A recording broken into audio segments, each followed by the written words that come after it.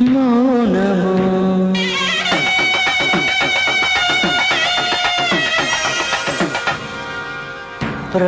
ప్రణయగానము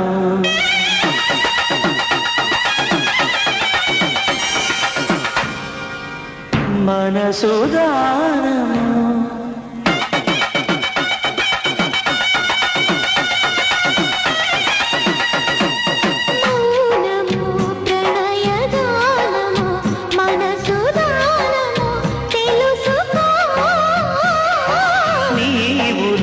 కలసి నేనుగా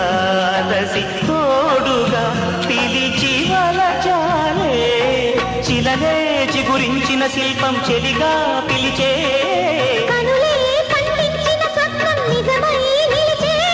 నేడు